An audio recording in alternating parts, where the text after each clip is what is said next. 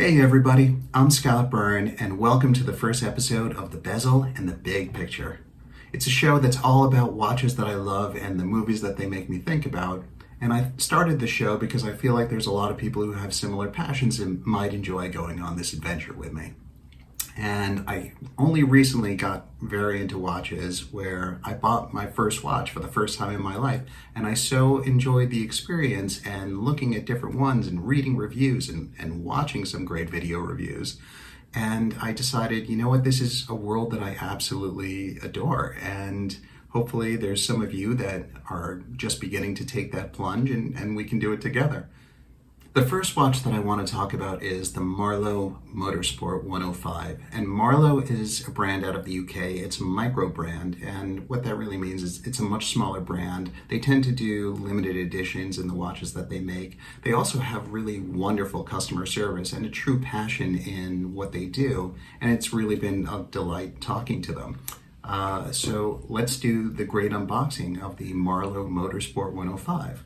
So as you can see, this box has the M on the side, and this particular watch is number 27 in edition of 250, I think. And it's very slim, the box, and it has a sort of book-like quality. And so let's take a look at what's going on inside. Once again, big M on the side. One of the things I'll just mention as a quick aside that I really love about Marloe is their motto is time well spent. And I think that's pretty clever. So let's take a look inside the box. So on one side, as you can see, it has a cool image from a racer from the 1960s. And on the other are the specs about the watch, which we'll get into soon. And underneath, once again, their big M is the watch itself.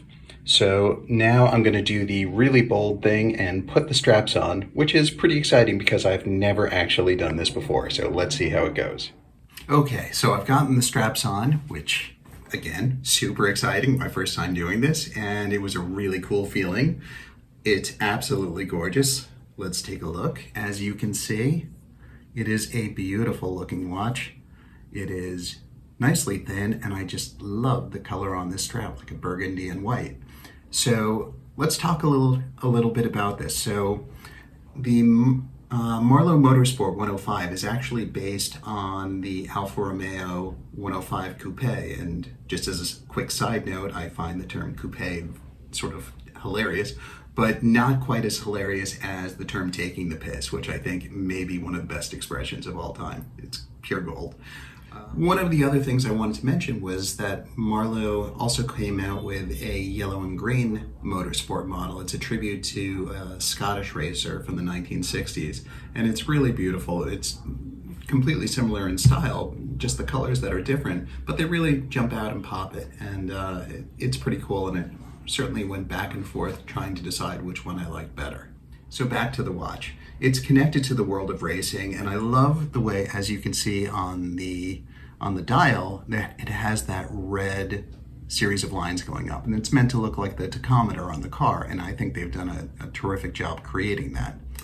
On the back of the Marloe Motorsport is a open case back, and as you can see, when you move the watch, it spins around, and that is how it creates the power for the mainspring to power the watch. And it's pretty cool. It's run by a Miyota 8N24, which is a workhorse, but it might have been nice if they had stepped up to the 9 series. But that being said, it works really well and runs the watch really smoothly. And on the bezel itself, you'll notice it is very polished and has a really lovely shine to it.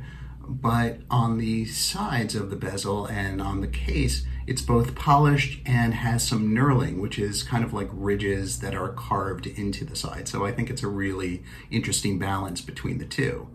So now let's take a look at the dimensions on the watch. The case diameter, which is here to here, is 41 millimeters. It is 48 millimeters lug to lug, and the lug width, which is here to here, is 20 millimeters. The thickness is 11 millimeters, which is pretty thin. And the next thing we should do is take a look at the loom, which as you can see is pretty nice. It lights up well in the darkness. And now let's take a look and see how it looks on the wrist. I think you guys are gonna like this. I know I really do. So I think it looks fantastic. It's nice and thin and it calls attention to itself, but not in a overly oppressive way. I absolutely love it. I think the crown is really cool. I so like the design on it, and yeah, I think Marlo knocked it out of the park with this one. They really did a terrific job. The price on this one, just so everyone knows, is $450. But if it's your first time buying from them, there's a 10% discount.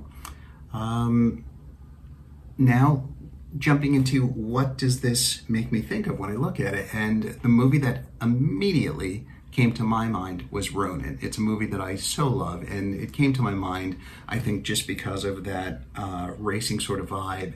I think there's an incredible connection between that car chase and Paris at night, and I just think the movie itself is absolutely wonderful, and I want to tell you a little bit more about it.